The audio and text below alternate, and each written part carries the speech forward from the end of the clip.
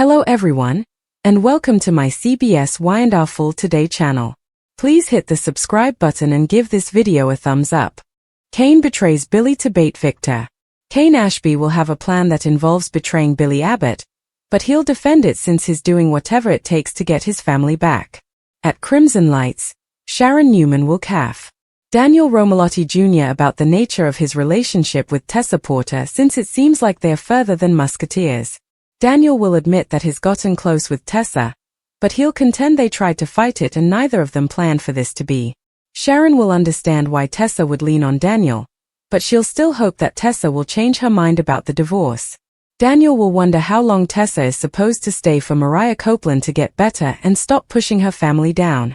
Still, Sharon won't suppose Mariah can truly heal without Tessa, so Daniel will question if this is Sharon's way of asking him to back off.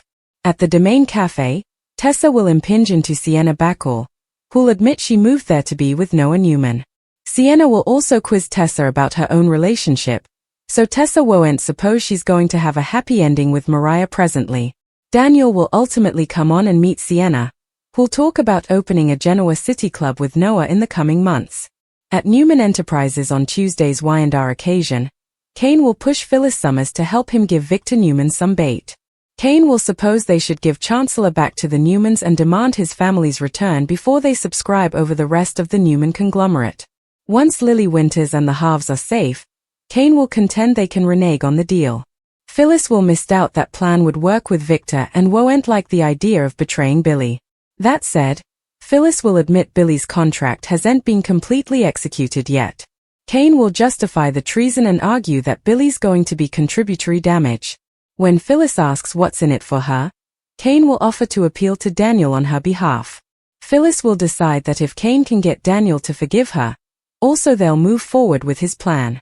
After Kane asks Daniel to come to his train for a discussion about Phyllis, Daniel will give Tessa the news and see how she's holding up. Tessa will admit that she's not doing great, but she'll appreciate Daniel's support and give him a kiss.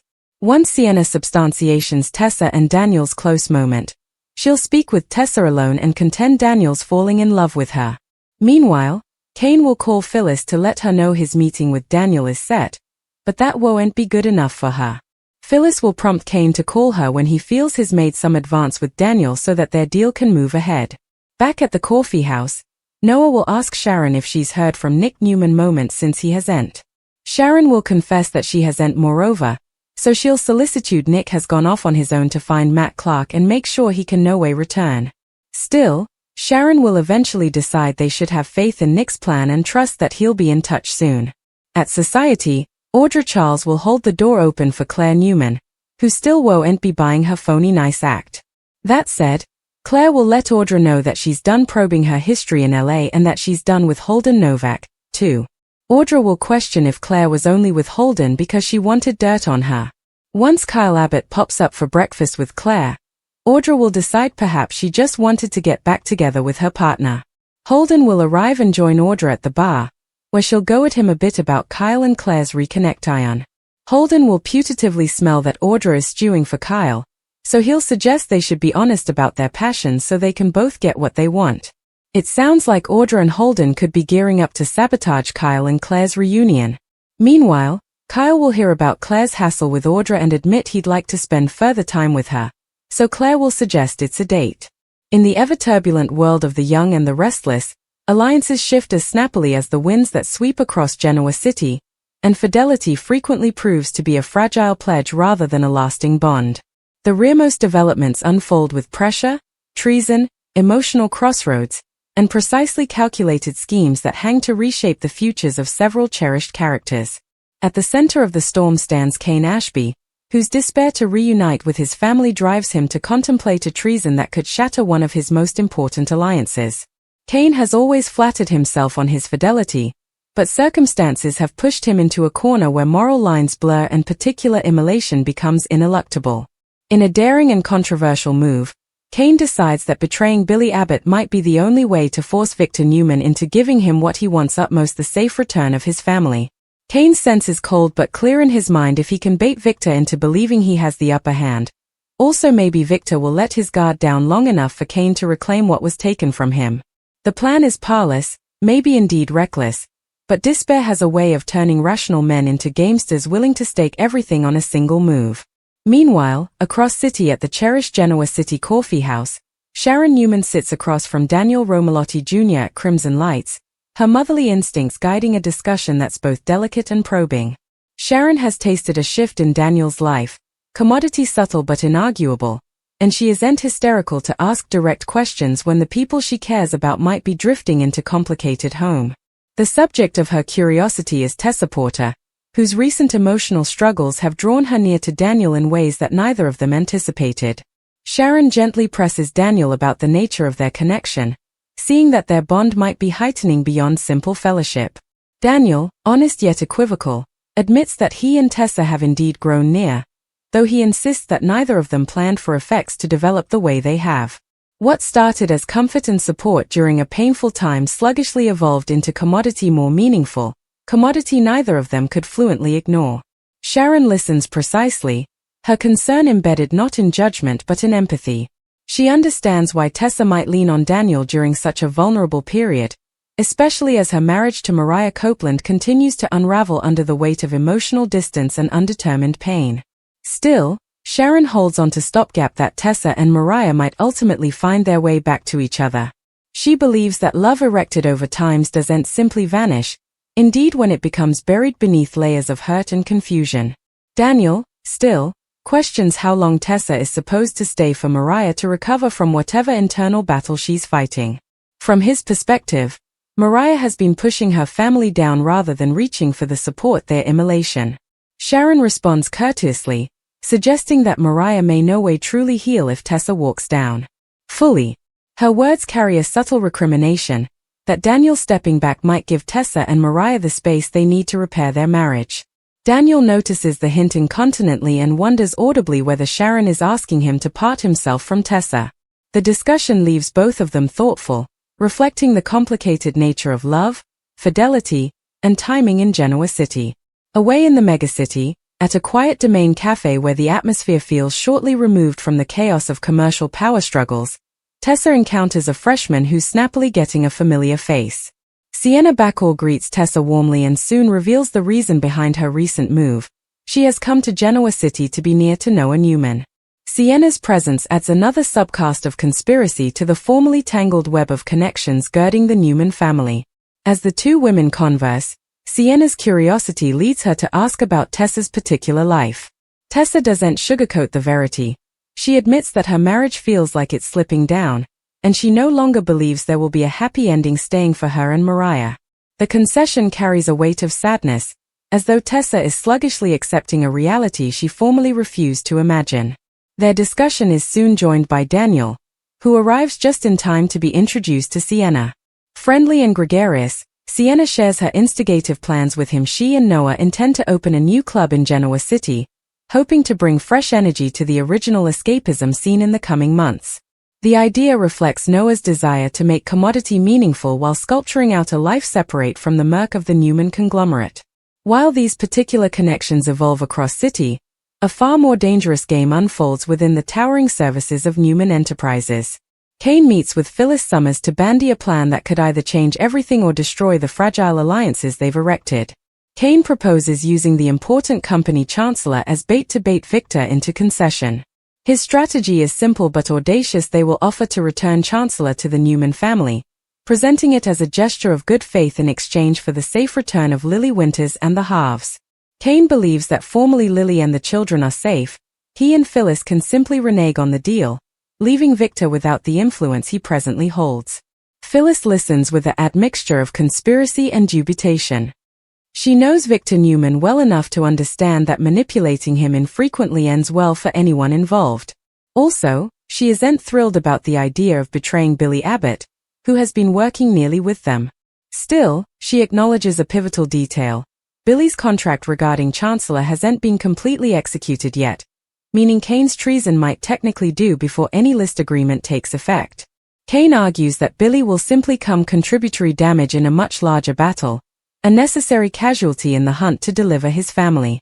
When Phyllis asks what she stands to gain from sharing in such a dangerous plan, Kane offers commodity. He knows she desperately wants conciliation with Daniel. Phyllis's shattered relationship with her son has been one of the most painful consequences of her once conduct, and the possibility of repairing that bond is commodity she can't fluently dismiss. Kane promises that he'll speak with Daniel tete-a-tete and try to move him to forgive his mama. That pledge proves important enough to sway Phyllis. She agrees that if Kane can authentically make progress with Daniel, also she'll move forward with the plan. Soon later, Kane reaches out to Daniel and invites him to meet on his train, hoping to bandy the possibility of conciliation between him and Phyllis. Daniel latterly shares this news with Tessa, checking in on how she's managing with everything passing in her life. Tessa admits she's floundering further than she lets up most people see, but Daniel's steady presence has come a source of comfort she deeply appreciates. In a moment that reveals how far their emotional connection has grown, Tessa thanks Daniel with a kiss, an innocent yet intimate gesture that neither of them completely processes in the moment. Unfortunately, their closeness doesn't go unnoticed. Sienna substantiates the commerce from a distance, her sharp instincts incontinently fating the emotional pressure between them. Latterly, she approaches Tessa intimately and speaks with surprising honesty, telling her that Daniel appears to be falling in love with her. The observation leaves Tessa stunned, forcing her to defy passion she has tried to ignore. Back in Kane's world of schemes and accommodations, he connections Phyllis again to confirm that his meeting with Daniel is listed. Phyllis, no way one to settle for vague assurances, insists that Kane call her the moment he believes he has made any real progress. For her, the entire plan hinges on the possibility that Daniel might eventually forgive her. Meanwhile, life continues unfolding at Crimson Lights, where Noah approaches Sharon with growing concern. He hasn't heard from his father, Nick Newman, and the silence is beginning to worry him. Sharon admits that she hasn't entered any updates either, raising the unsettling possibility that Nick may have gone off on his own dangerous charge. Their fears center on Matt Clark, a man whose history with the Newman family makes him a serious trouble. Sharon worries that Nick might be trying to track Matt down tete-a-tete to ensure he can no way return to Genoa City. Despite the anxiety structure between them, Sharon eventually decides that they must trust Nick's instincts and believe that he'll reach out when the time is right. Across city at the upmarket eatery society, another battle unfolds that highlights the stewing pressures among Genoa City's youngest generation. Audra Charles greets Claire Newman with inflated politeness, holding the door open in what appears to be a friendly gesture. Claire, still, isn't wisecracked by the act. She makes it clear that she no longer trusts Audra's precisely drafted image of kindness. Claire also reveals that she has stopped probing Audra's history in Los Angeles, and has ended effects with Holden Novak as well. Audra snappily questions whether Claire's relationship with Holden was simply a strategy to gather information about her. Just also, Kyle Abbott arrives to join Claire for breakfast, shifting the dynamic incontinently. Audra can't help but notice the chemistry between them, leading her to suspect that Claire may simply be reconnecting with her former love. Moments latterly, Holden himself walks in and joins Audra at the bar, where she begins teasing him about the egregious spark between Kyle and Claire. Holden observes Audra precisely and concludes that she might still harbor passions for Kyle. His suggestion is blunt but interesting: maybe they should both stop pretending and admit what they truly want. However, he argues, they might be suitable to get exactly what they ask, if they're honest about their passions. The recrimination is clear: Audra and Holden could join forces to sabotage Kyle and Claire's budding reunion. Meanwhile, ignorant of the implicit conniving passing hard, Kyle and Claire enjoy a quieter discussion at their table. Kyle admits that he'd like to spend further time with her, commodity Claire easily finds charming. With a sportful smile and renewed confidence, she suggests that they turn the idea into an unsanctioned plan. It's a date, she says, setting the stage for what could either come a sincere conciliation or the coming casualty in Genoa City's endless cycle of ambition, treason, and love. In true The Young and the Restless fashion, every plot moves like a piece on a massive chessboard, each character making choices that ripple outward to affect numerous others. Kane's amenability to betray Billy for the sake of his family could enkindle a conflict that reshapes commercial power in Genoa City. Daniel and Tessa's growing connection threatens to complicate an formerly fragile marriage with Mariah. Sienna's appearance introduces new intentions and implicit battles, while the youngest generation navigates their own emotional battles. Meanwhile, the shadow of Victor Newman looms over everything, reminding everyone in city that no plan remains secret ever and no treason goes unanswered. As the drama continues to unfold, observers are left wondering which alliances will survive and which connections will deteriorate under the weight of ambition and heartache. In Genoa City, the verity has a way of arising ultimately, and when it does, the consequences are infrequently gentle. As the tension surrounding Kane's risky strategy continues to build in the young and the restless, the emotional and strategic consequences begin to ripple through Genoa City. Every decision Kane makes carries enormous weight, not only for himself but also for the people who unknowingly stand in the path of his plan. In Kane's mind, the objective is painfully simple: bring his family home at any cost. Yet the methods he is choosing threaten to ignite conflicts that could permanently fracture alliances and friendships that once seemed unbreakable. His willingness to sacrifice trust, especially the trust of Billy Abbott, reveals just how far he has been pushed. Kane has always believed himself capable of navigating the treacherous waters of Genoa City's power struggles, but this moment forces him to confront a darker side of his own determination. In order to outmaneuver Victor Newman, Kane must think like Victor, calculating, ruthless, and willing to use people as pieces in a larger game. Meanwhile, Victor himself remains a looming presence over the entire situation. Even when he isn't physically present in a room, his influence shapes every conversation about power, loyalty, and revenge. Victor has built his reputation on anticipating the moves of his enemies long before they make them. That reputation alone makes Kane's plan extraordinarily dangerous. If Victor senses even the slightest hint of deception, he could retaliate in ways that leave Kane with nothing. The stakes are especially high because the leverage Victor holds involves the safety and stability of Lily Winters and the children. For Kane, every hour that passes without knowing they are safe deepens his desperation, reinforcing his belief that taking a drastic risk might be the only remaining option. Across town, the emotional story involving Daniel Romalotti Jr. and Tessa Porter continues to grow more complicated. Their friendship has evolved into something that neither of them intended, yet neither of them seems capable of stepping away from it. Daniel's empathy for Tessa comes from a genuine place. He understands what it feels like to be caught between loyalty and personal happiness. Over time, the comfort they find in each other's company has become a quiet refuge from the chaos surrounding them. Yet that very refuge carries the risk of becoming a storm of its own, especially if their connection deepens further. Tessa finds herself standing at an emotional crossroads. Her marriage to Mariah Copeland once represented stability, love, and a shared future built on trust. Now, that foundation feels increasingly fragile. Mariah's struggle to confront her own inner turmoil has created a painful distance between them, leaving Tessa feeling both abandoned and conflicted. She still cares deeply for Mariah, but she cannot ignore the loneliness that has crept into her life. Daniel's presence has filled that emotional void in ways she never expected, and acknowledging that truth forces her to question what her future might look like. The observation made by Sienna Bacall lingers in Tessa's mind long after their conversation ends. Sienna's blunt claim that Daniel may be falling in love with her is not something Tessa can easily dismiss. Even if Daniel has not said those words aloud, the intensity of their connection suggests that their relationship may be moving toward something deeper. The possibility both excites and frightens Tessa, because pursuing that path would mean accepting that her marriage might truly be over. In Genoa City, where emotional entanglements often collide with family loyalties, such a decision could ripple outward and affect far more people than just the two of them. Sienna herself is quickly becoming an intriguing presence in the city. Her move to be with Noah Newman signals that she intends to build a real life in Genoa City rather than simply passing through. Her plan to open a club with Noah reflects both ambition and a desire to create something vibrant and new. For Noah, the project represents an opportunity to establish his own identity outside the towering shadow of the Newman family legacy.